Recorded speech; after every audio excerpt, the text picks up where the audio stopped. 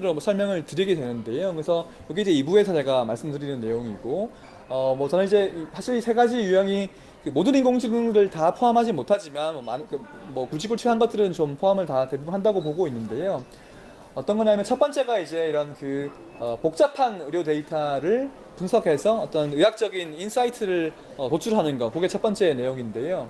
이 복잡한 거라고 한다면 우리가 사실 의료 데이터 중에 복잡한 게 거의 대부분입니다. 예를 들면 진료 기록이든 우리의 뭐 유전 정보이든 임상시험한 데이터이든 우리가 어떤 진료해가지고 그 첨부 데이터가 뭐 이런 그 보험사나 심평원에 가 있든 그 다 이제 복잡한 분량의 어떤 데이터라고 볼 수 있는데요. 그런 것들을 제가 설명을 드렸던 것이고, 두 번째 유형은 이제 그 다 이미지로 나타낼 수 있는 우리 사람이 눈으로 보고 의사들이 눈으로 보고 판단했던 그런 데이터들을 얘기를 합니다. 그래서 그 우리 특히 뭐 영상학과에서 엑스레이 사진 같은 걸 보거나 아니면 우리가 뭐 피부나 그 안과에서 눈 사진 찍은 것들이나 아니면 뭐 우리가 병리과라고 그 의료계에 안 계신 분들은 잘 모르실 수도 있는데 우리 정밀 검사했을 때 이거 암인지 아닌지 그 판독하는 확진하는 거 뭐 그런 것들에 대한 것들을 다 원래 눈으로 보고 현미경으로 보고 하는 것들인데 그런 것들을 딥러닝 한다는 것들을 말씀을 드리고 있고요.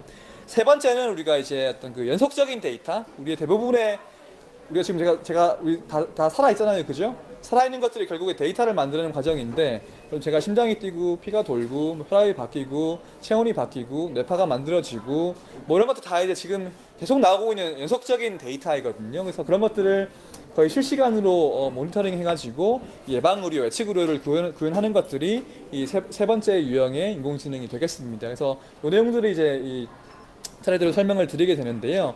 사실 제가 이제 말을 좀 천천히 하다 보니까 시간이 많이 지나가고 있는데 중간중간 뛰어넘으면서 가겠습니다. 그래서 그 첫 번째 우리가 복잡한 의료 데이터를 분석해서 어떤 의학적인 인사이트를 끌어내는 것 중에 대표적인 예시가 이제 IBM 왓슨인데요.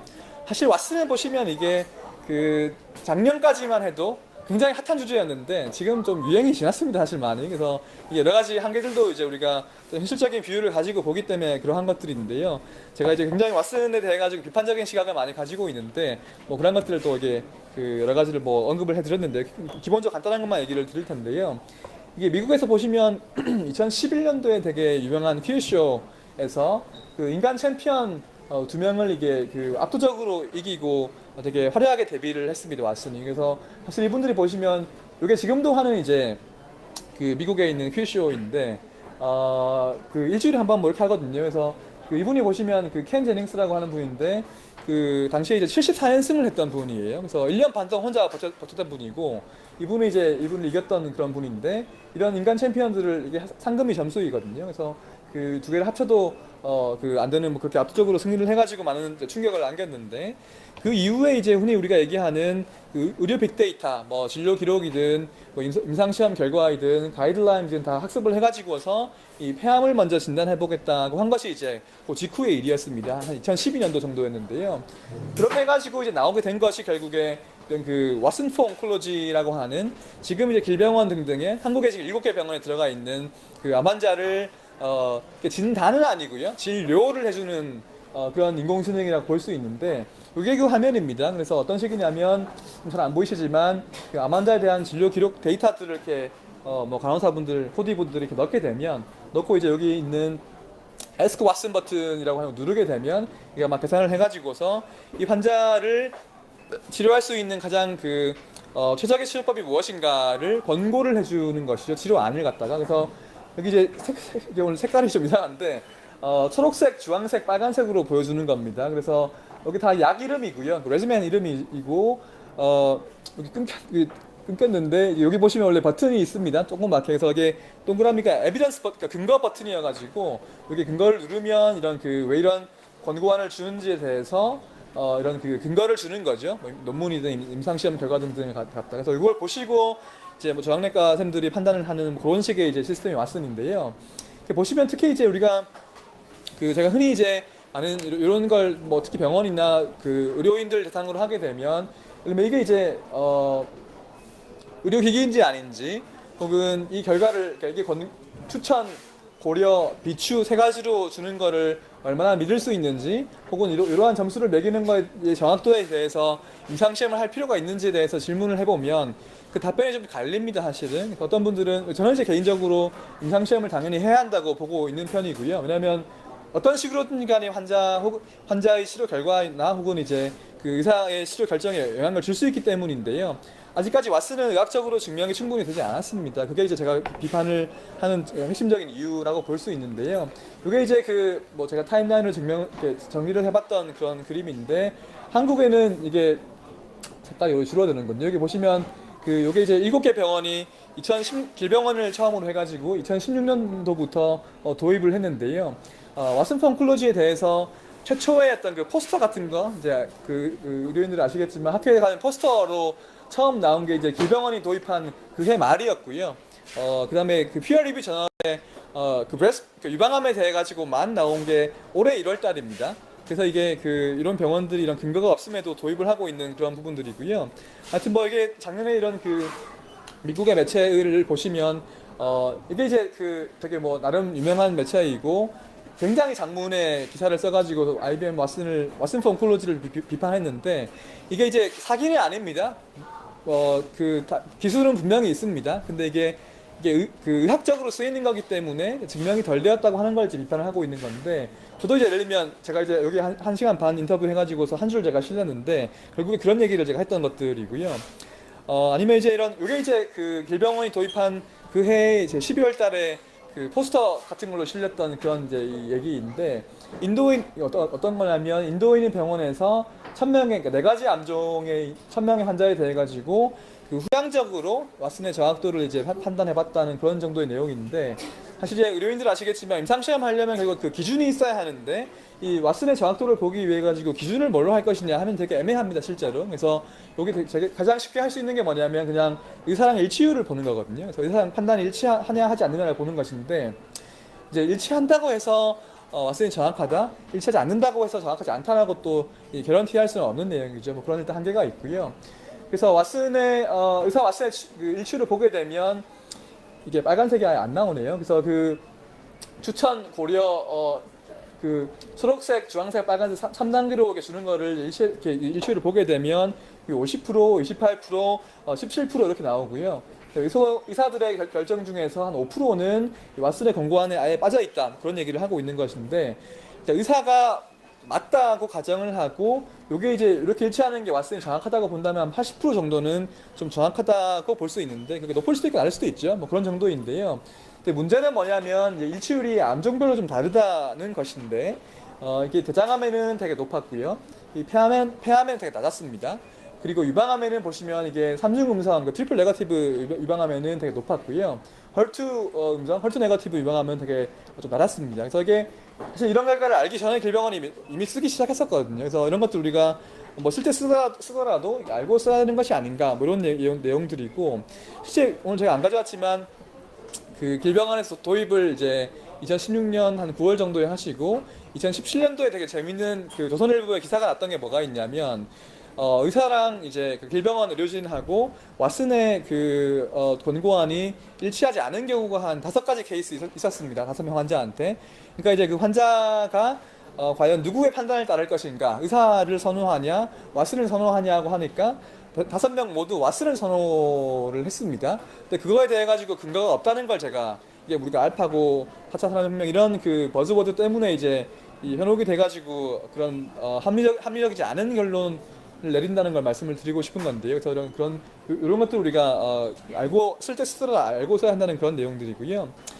그런 것들을 제가 많이 말씀을 드렸습니다. 실제 보시면 이런 그 학회에서 보시면 똑같은 얘기인데, 일치율 같은 것들이 암종이나 병기별로 스테이지별로 달라진다, 뭐 그런 내용들이고요.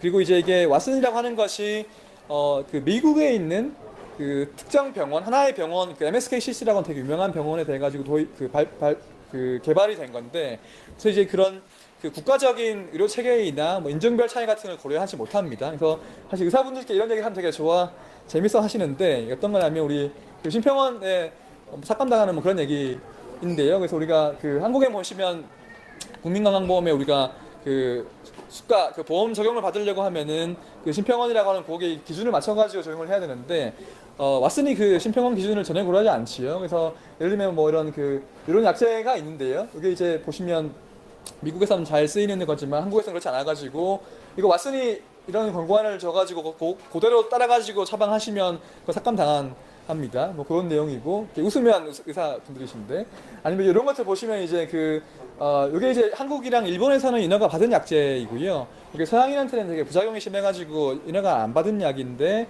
이런 게 보시면 이제 우리는 되게 루틴하게 많이 쓰는 약제이지만, 와스는 이제 이런 것들을 고려해주지 않는 거죠. 그래서 이런 것 때문에 실제 일치율 차이가 있다, 이런 얘기를 해드릴 수 있겠습니다. 그래서 이게 올해 1월 달에 나왔던 그 논문인데요. 유방암에 대해 가지고만 제가 드리는 이런 얘기들을 하고 있는 그런 뭐 논문이고요. 그래서 되게 나오긴 했지만 되게 늦게 나왔고, 유방암 말고 다른 암종에 대해 가지고 여전히 근거가 없다, 뭐 그런 얘기를 하실 수 있을 것 같아 가지고, 왓슨 같은 경우에 보시면 잠정적으로 우리가 내릴 수 있는 결론이 뭐 이런 것들입니다. 그래서 암종별로, 병기별로, 뭐 병원별 국가별로, 혹은 시간의 흐름에 따라 가지고도 바뀔 수 있다, 뭐 그런 내용을 보여드리고 있는 것이고, 제가 많이 지적하고 있는 것들이 보시면 이런, 일단 원칙이 없다는 게 가장 큰 문제이고요. 이런 지금 7개 병원, 한국에서 뭐 길병원, 뭐 대구 가대병원, 뭐 부산대학병원 등등이 쓰고 있지만 각자 그냥 알아서 쓰고 계시거든요. 이런 거 기준 나름대로 세우셔가지고서 뭐 예를 들면 이런 것들이 특히 이제 환자의 치료 결과에도 영향을 줄 수 있기 때문에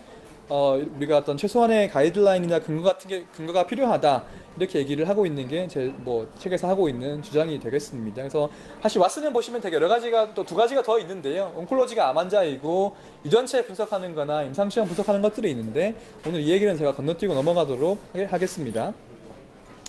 두 번째 의료 인공지능은 이제 계속 말씀드렸던 이미지 데이터, 원래 눈으로 보고 판단하는 데이터들을 이제 주로 딥러닝으로 판독하는 그런 내용들인데요. 이 딥러닝을 보시면 제가 사실 챕터 하나가 거의 딥러닝 얘기거든요. 그래서 모든 얘기를 다 지금 여기 해드리기는 힘든데, 사람의 우리가 그러니까 신경망, 사람이 뇌가 이제 신경망이거든요. 그래서 딥러닝의 또 다른 이름 중에 하나는 이제 인공신경망, 심층 인공신경망이라고 부르는데, 사람처럼 배운다고 일단 보시면 되고요. 그래서 이런 보통 동그라미랑 선으로 이렇게 계층별로 이어져 있는 걸로 딥러닝을 보통 얘기를 하게 되는데, 이게 다 우리가 뇌의 어떤 세포들, 뭐 뉴런과 시냅스가 계속 연결되어 있는 것들이라고 보시면 되고요. 일반적으로 제가 이제 그냥 시간 없을 때 보통 2가지만 기억하라고 말씀드리는데, 한 가지는 뭐냐면, 딥러닝의 특징은 요거 설명을 제가 드릴까요? 이게 이제 인공지능과 딥러닝의 그냥 관계 소개인데요. 제가 그냥 인공지능으로 크게 부르고 있지만, 사실 인공지능을 구현하려고 하는 방법이 굉장히 많이 있습니다. 그 중에 우리가 특히 컴퓨터공학적인 입장에서 우리가 기계한테 뭘 좀 가르쳐보자, 데이터를 기반으로 해가지고 스스로 배울 수 있도록. 그래서 우리가 하는 게 이제 기계학습, 머신러닝이고, 지금 제가 책에서 다루고 있는 게 다 기계학습이라고 보통 보시면 되고요. 기계학습에도 여러 가지 방법들이 있는데, 사실 그때 유행도 많이 타고 업앤다운이 있는데요. 그 중에 이제 지금은 왕자를 차지하고 있는 것이 이제 딥러닝이라고 하는 방법입니다. 그래서 딥러닝도 보시면 여러 가지 방법론들이 있는데, 그 중에 예를 들면 이미지를 분석하는 건 주로 이제 이런 제가 책에서 썼던 CNN이라고 하는 컨볼루셔널 뉴럴 네트워크 이런 것들을 쓰게 되는데요. 그래서 이런 것들 보시면 우리가 그냥 좀 복잡한 얘기들인데, 2가지만 기억하라고 제가 말씀을 드리는데요. 한 가지는 뭐냐면, 딥러닝의 특징 중에 한 가지가 뭐냐면, 그냥 잘 됩니다. 잘 된다는 게 특징이에요. 그래서 과거에 보시면 이런 것들이랑 비교해 봤을 때에도 그냥 아주 잘 됩니다. 성능이. 과거에는 보시면 우리가 이미지 분석하는 거, 사람 말 알아듣는 거, 그런 문제별로 다 다른 방법을 썼는데, 지금 거의 대부분의 문제에 대해 가지고 딥러닝을 하면 잘 됩니다.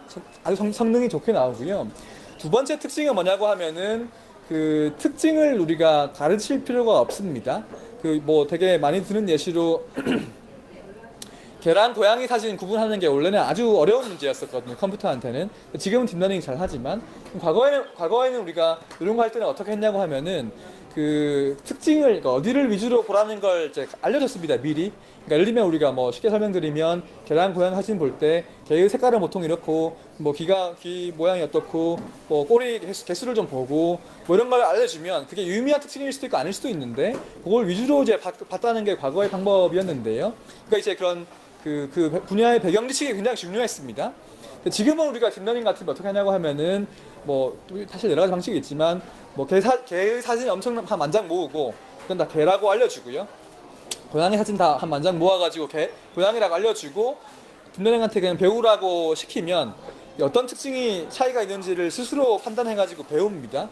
그 지금 이제 그 구분을 훨씬 잘 하게 되죠. 딥러닝 하게 되면. 그게 이제 딥러닝 특징인데, 그게 의미하는 것은 뭐냐고 하면은 과거에 비해서 예를 들면 우리가 뭐 엑스레이 사진에서 암으로 신되는 부분을 배우려고 한다면은, 과거에는 우리가 그 이게 암이라고 하는 게 어떤 모양을 가지고 하는 게 되게 그 도메인 날리지를 가지는 게 중요했는데, 지금은 그만 덜 중요해진다는 게 그 차이라고 보실 수 있고요. 그래서 그럼에도 불구하고 잘 된다는 것들을 말씀을 드리는 겁니다.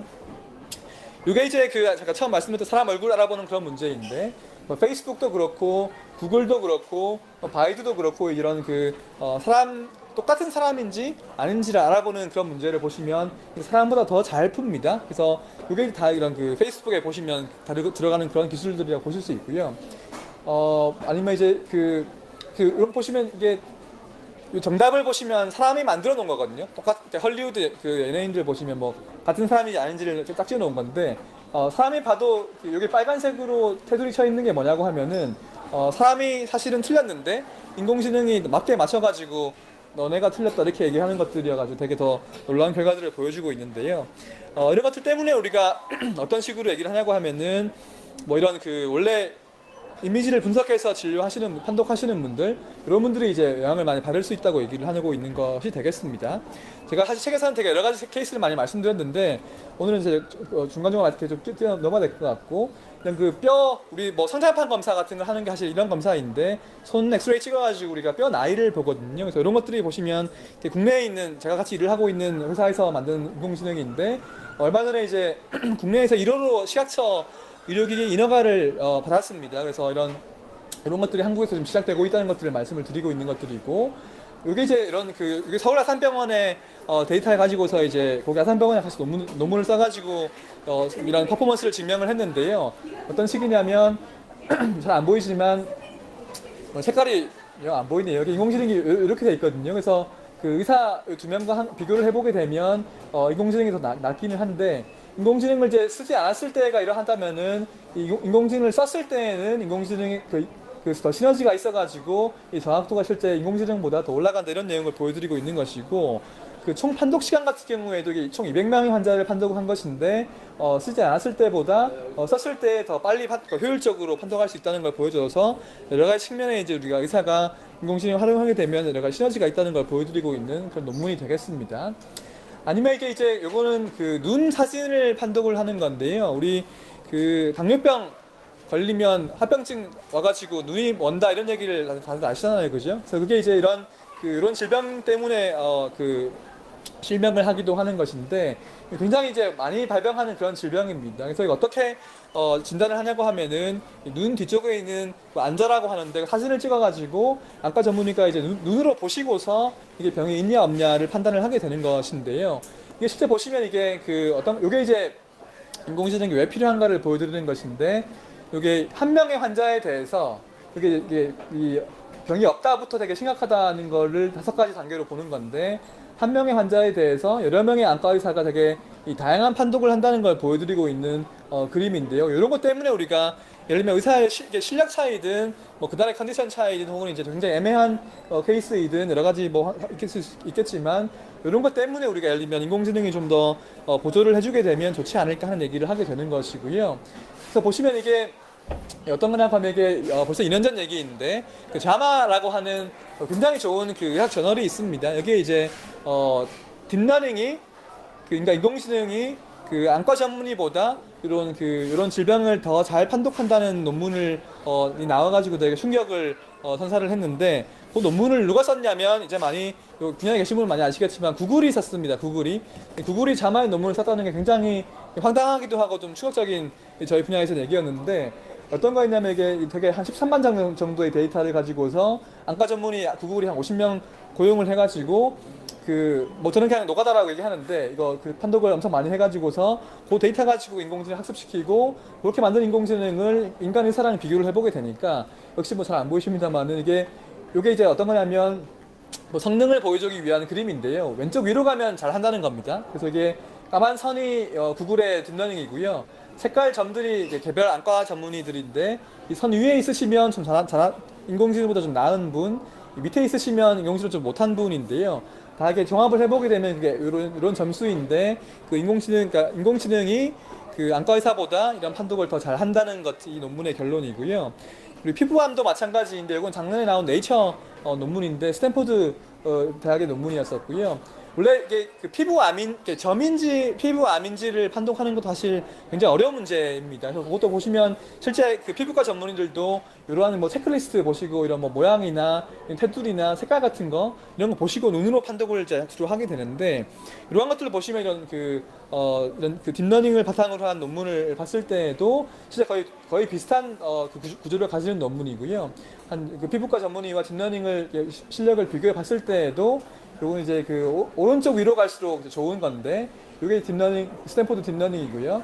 개별 점들이 빨간 점들이 이제 그 개별 피부과 전문의이고 십자가가 이제 피부과 전문의의 평균입니다. 그래서 대부분 다 밑에 계시지요. 그게 이제 딥러닝이 더 잘 한다는 내용인데 이런 것들 보시면 이제 당연히 안과 의사나 피부과 전문의가 이런 단순 판독만 하는 것은 결코 아닙니다만은 그런 판독에 대해서만은 적어도 이제 이미 이게 작년 초의 뉴스입니다. 그래서 그 이미 능가를 하고 있다. 그 인간 전문을 딥러닝이 능가하고 있다는 것들을 보여드리고 있는 부분이고요. 그래서 요게 이제 요게 스마트폰에서 실시간으로 돌아간다는 걸 보여드리는 그런 건데요. 뭐 그 구글 학회에서 이렇게 이제 이렇게 판독을 해가지고서 점수를 실시간으로 준다 뭐 그런 내용인데. 한국에는 이게 필요가 없습니다. 왜냐하면 피부과 전문의가 워낙 많이 있으니까 오늘 예약하면 오늘 진단 받을 수 있죠. 근데 이게 예를 들면 뭐 그 중국이나 아프리카 같이 피부과 전문의 부족하고 이런 데는 되게 필요할 수 있다고 보는 편이고요. 또 한 가지가 이제 그 병리과입니다. 이 병리과에 대해 가지고 아마 이름을 잘 뭐 하는 과인지 잘 모르시는 분도 계실 텐데 어떤 거냐면 그 조직 검사를 해서 이거 암인지 아닌지를 알려주는 데가 결국에 병리과입니다. 그래서 이게 이제 그 병원에서 혹은 의료 진료 전체 과정에서 어떤 식의 역할을 하냐면은 이 흔히 뭐 대법관이나 얘가 그 암이라고 하면 다른 과의 모든 의사는 토를 달지 못합니다. 뭐 그런 정도로 보시면 되는데 이렇게 이제 이런 그 암세포로 의심되는 부분을 떼가지고서 이런 그 세포의 모양이나 뭐 색깔이든 이런 그 모폴로지 같은 걸 봐가지고 이제 이게 암인지 아닌지를 판독을 하게 되는데요. 근데 이러한 분들도 실제 보시면 요 그림이 뭐냐고 하면은 과연 그분들, 그러니까 최종 의사결정권자인데 그 병원에서 그러니까 암이라고 확진을 내리는 분들인데 그분들의 판단이 정말 정확한가 하는 논문을 이제 보여드리는 것인데요.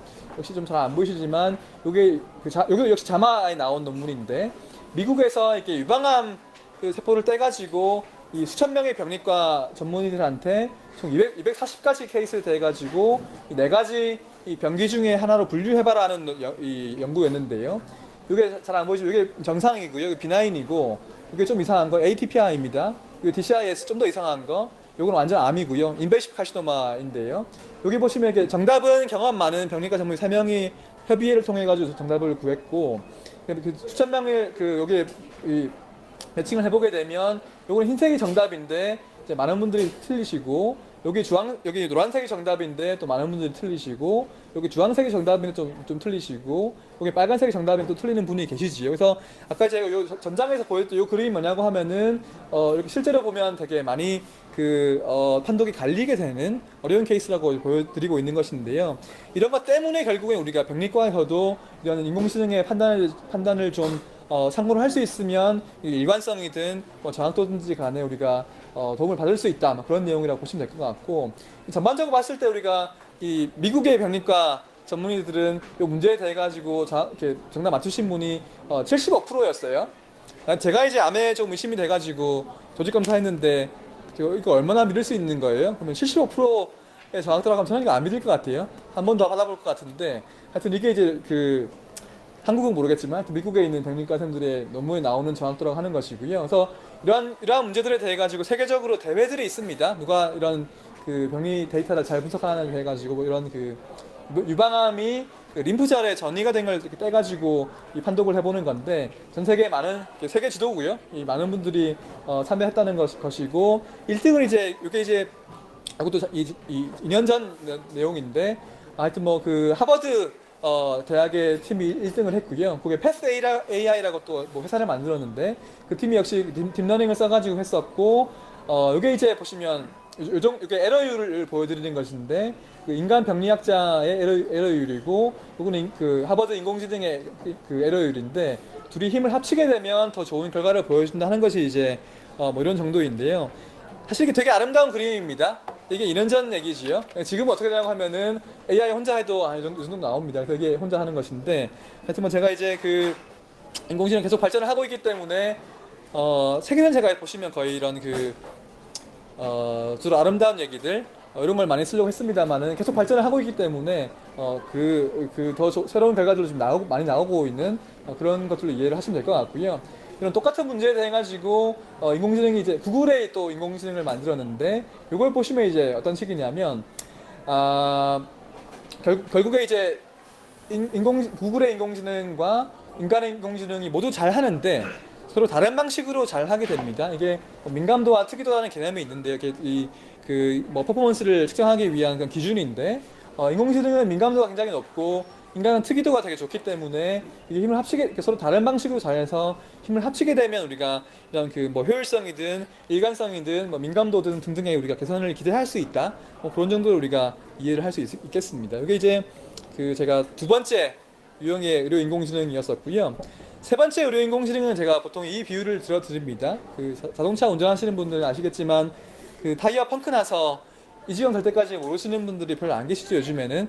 왜냐면 다 그 미리 경고 사인이 뜹니다. 공기가 조금이라도 부족하면.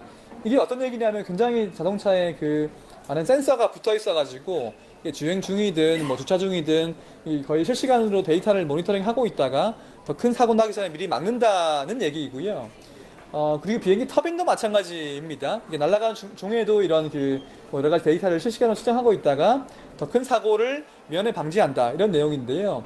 잘 보시면 이제 의학적으로 굉장히 중요한 컨셉이 들어 있습니다. 이게 뭐냐고 하면은 흔히 말하는 그 예방의료, 예측의료를 이미 자동차 비행기에 구현을 하고 있는 부분이거든요. 그래서 이런 것들 사람한테 안 쓸 이유가 전혀 없겠지요. 그래서 안 보리 여기 지금 사람이 있습니다. 이렇게 사람이 있고요. 사람이 여러 가지 이렇게 웨어러블 제가 지금 이런 반지나 시계나 이런 걸 사고 있는데 이런 웨어러블들을 참 되게 다양한 것들이 지금 가능하다는 것들을 보여드리고 있는 것이고 근데 문제는 뭐냐면 저 지금은 반지랑 이런 것들을 지금도 제가 지금 제 데이터 측정하고 있거든요.